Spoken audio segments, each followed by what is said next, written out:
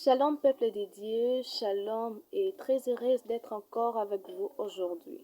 En fait, j'aimerais bien partager avec vous quelque chose, vous encourager à quelque chose que nous savons déjà, mais que des fois nous avons du mal à le faire. Moi-même, je suis passée par là, vraiment je sais de quoi je parle. Ce que j'aimerais partager avec vous, c'est savoir témoigner.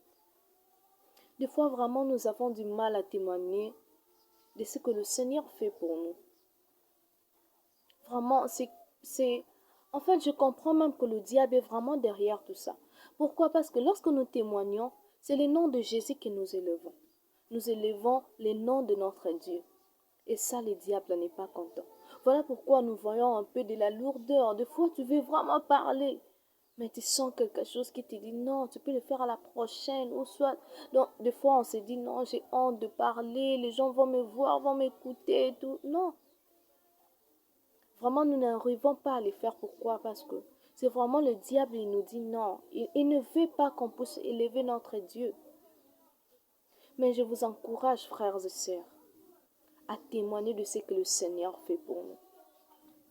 Vous savez, des fois, on n'évangélise pas. Des fois, nous sommes là tout un mois, on n'a rien fait. Pourtant, la Bible nous dit de faire de toutes les nations des disciples. Mais des fois, j'ai compris aussi que le témoignage est un moyen d'évangéliser. Pourquoi? Rien qu'en donnant ton témoignage, beaucoup de vies vont changer. Beaucoup de gens vont vraiment voir, ah non, c'est Dieu, il est merveilleux.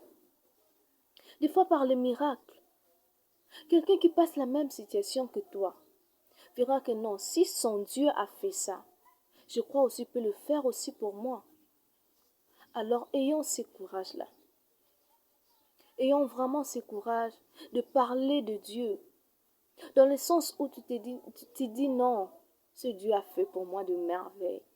Il a fait de grandes choses.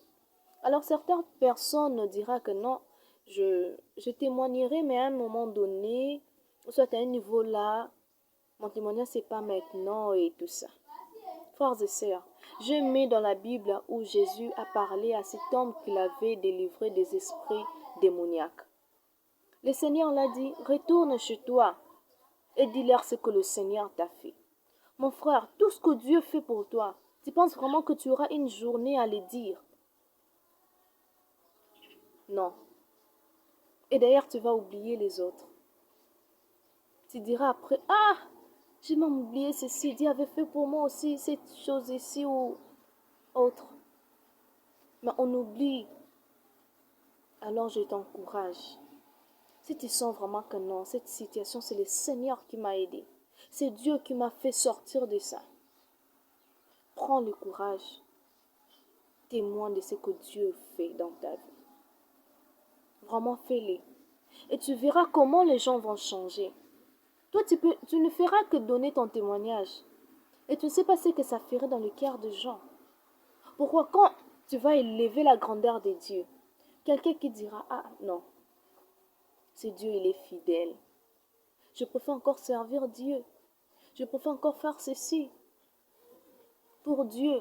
Pourquoi Dieu n'abandonne pas? Si le Seigneur ne t'a pas abandonné, quelqu'un qui sent que non, Seigneur, c'est comme si tu m'as abandonné et que tu parlais de ça, il verra que non, c'est Dieu, il est fidèle.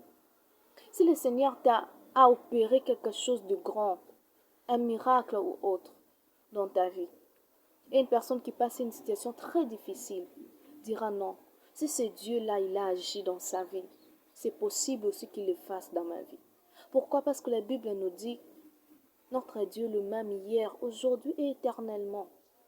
Il a fait de grandes choses dans les temps de Moïse, Jacob, Abraham et autres. Et c'est le même Dieu que nous servons aujourd'hui, qui est capable aussi de faire de grandes choses, tellement grandes, dans nos vies. Alors je vous encourage vraiment à témoigner la grandeur de notre Dieu, à élever le nom de Jésus, à évangéliser à travers nos témoignages. Que le Seigneur vous bénisse abondamment. Merci.